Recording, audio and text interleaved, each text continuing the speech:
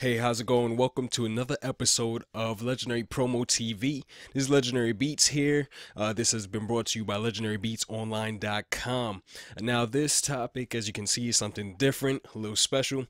I'm up here standing in front of the mic because I want to show you something that a lot of artists have been asking. How far should you stand away from the mic? Where should you stand? How should the mic be focused or pointed to? Do you have a visor guard or whatever Vox guard, mud guard? They have multiple names. So this video is gonna go give you some insight on that. So through my research, I was checking out some videos a couple of months ago. I remember doing this was a lot of research I was doing before, and since the question came up, I'm just touching up on it. One thing that you should do. This is basic. As you can see, I'm not using an expensive mic. This is a regular stage mic, as you can see in the video. And I have this little visor guard or Vox guard, whatever you want to call it, breath guard. And then I also have purchased Vox guard. I don't know if you could see the name. Vox guard from Prime Acoustics. Vox guard from Prime Acoustics. You could get this at sweetwater.com. It wasn't that expensive. It was under $100. I think it was under $50 to be exact, but I'm not sure. I don't want you to get mad and check out the price. But those are just some of the components. A basic stand, a mic stand, of course. Now, the question is, how far should you be away from the mic? Where should the mic be pointed? So let's touch on that. So as you can see how I'm standing right now, the mic is directly pointed at my lower mouth. I was watching some videos. I don't remember who's a YouTuber who uploaded these videos, but after applying all these things to my recordings and to recording my younger brother, who does a lot of the hooks on my beats, which you can check out on my website, legendarybeatsonline.com, I realized how much of a change in the quality of recording because of those small changes. So let's move this down. So pretty much as you stand in front of the mic like this, the mic should not be up here like this, and you know it's hitting like that. It shouldn't be like this. It should be pointing. It should be right at the bottom of your lip. Of course, this varies for the different mics that you have. There's Omni mics and all of these things. I don't know the names. I don't know it. I don't know the religion of it that much, of the different mics. But as far as conceptually of what has worked for me, in my little home studio that I have here, this has worked very well, and I'm getting a clear recording and clearer sound. As you can hear right now, the quality is pretty clean. And this is one of the things that helped. Now, the distance of where you should be near a foot. So I would say 8 inches to a foot is the distance that you should be. Now, the reason why that's important is because if you're too close and you're like this, most likely you will peak.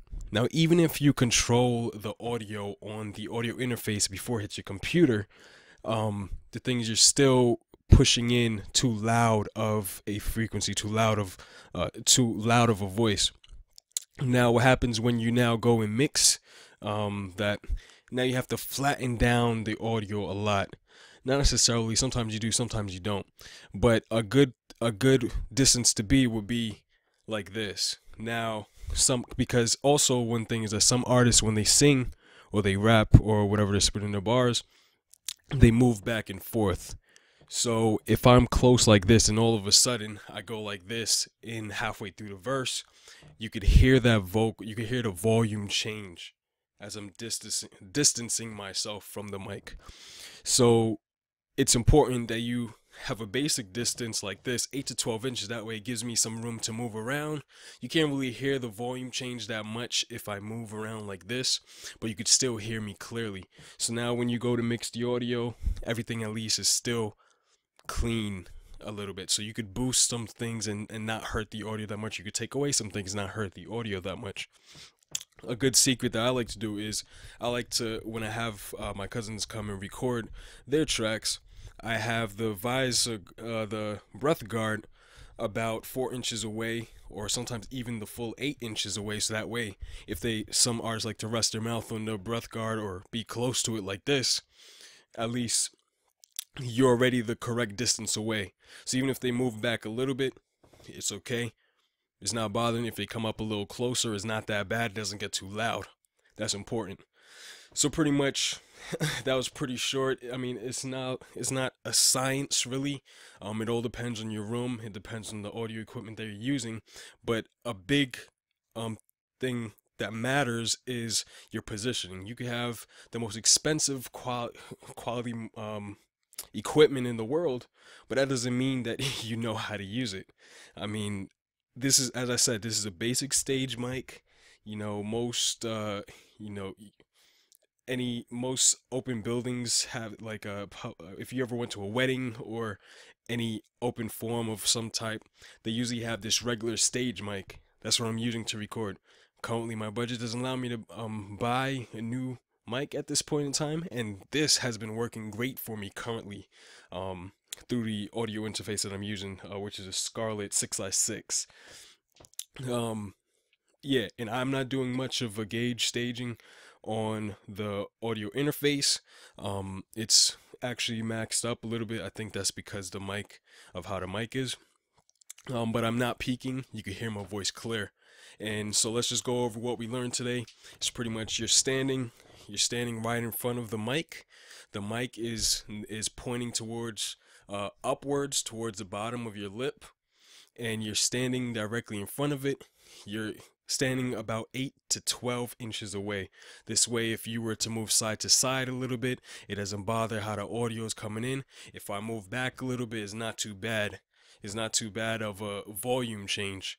So those are just some small tips to help you out when you're recording your next track. And if you tried this out and it helped you out, be sure to come back and comment down in the comments below, and let everyone else know that this actually helped you out, and share this video with people who might be interested in who needs this information, so it can help them out as well. I appreciate you guys. Always remember, be you, be legendary, and keep putting out good music. I'll be back again with another video for you guys, so be sure to like, comment, and subscribe to this page and this video. Thank you so much. I'm about to go make some more music. I'm out. Peace.